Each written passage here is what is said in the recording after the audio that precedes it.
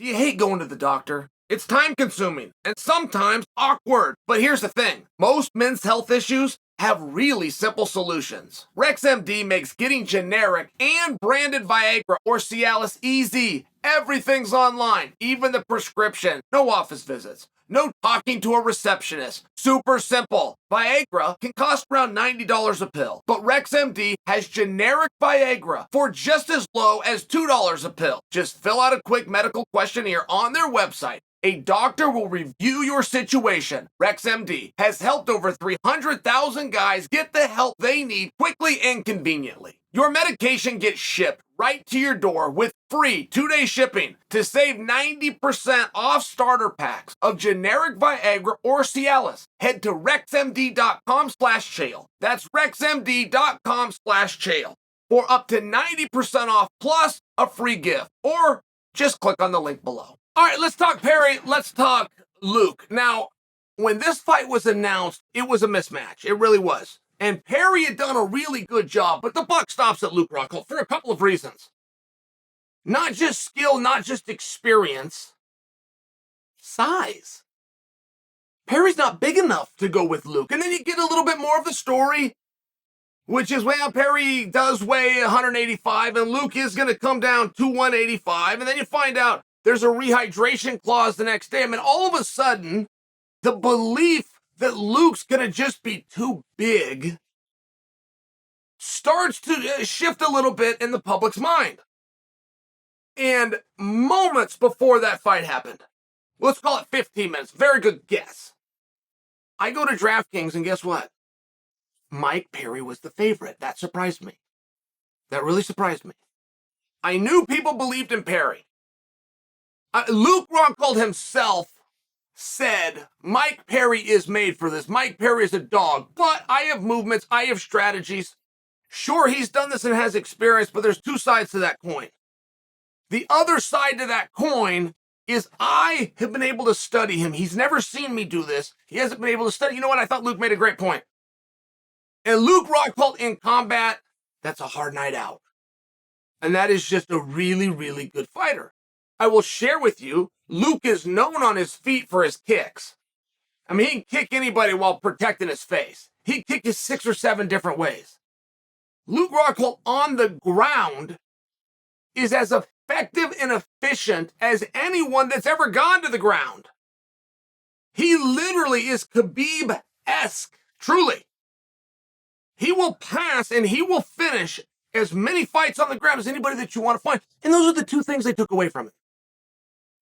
I actually got a text message from Anthony Smith. I stole those ideas that I just said. I got that from Anthony. He said, man, Luke is just such a good kicker. He said, Luke is just so great on the ground. I'm very surprised that he's giving up his 2 best weapons. This is right before the fight's happening. So my mind is racing. My mind's racing. I've talked to both of these guys. I know Luke thinks he could beat him. I know Perry's not scared. And I'm starting to feel it. Then when they go out there and they fight, I mean, I really do feel as though bad luck has followed Luke Rockhold.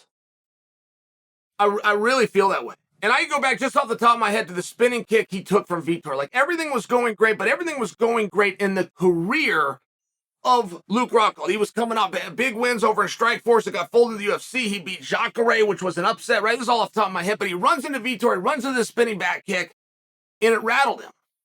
As an athlete, it rattled him. I remember talking to Luke. I passed him in a restaurant lobby.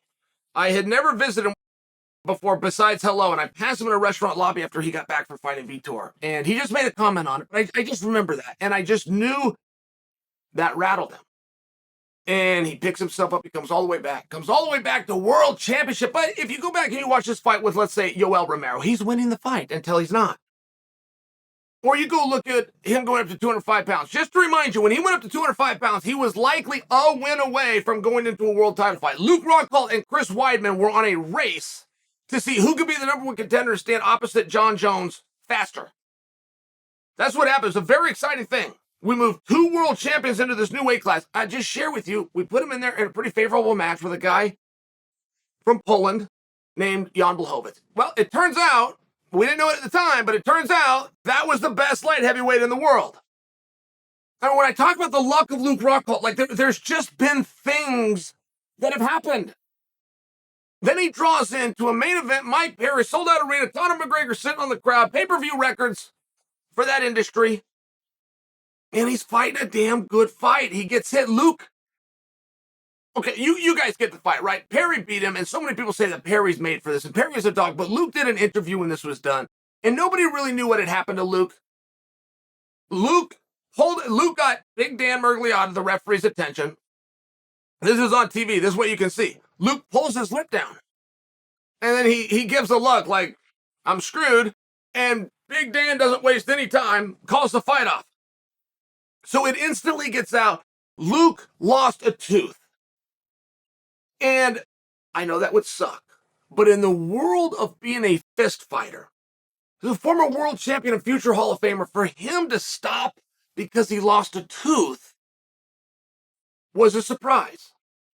And it took a little bit of time, but sure enough, we found, no, he's got a broken jaw, missed a couple of teeth.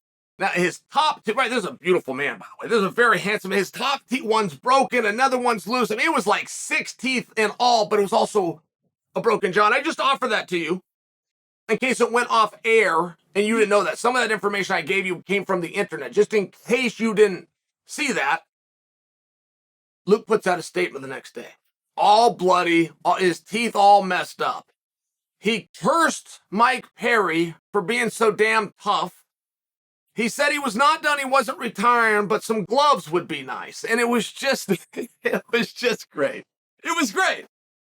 Guys put out statements all the time, but there's always an excuse built in. There's always something they'll set down. Hey, no disrespect, and of course, no excuses, but here's what happened. And camp just wasn't very good. They'll always, 100% of the time, they will do that. Luke did not.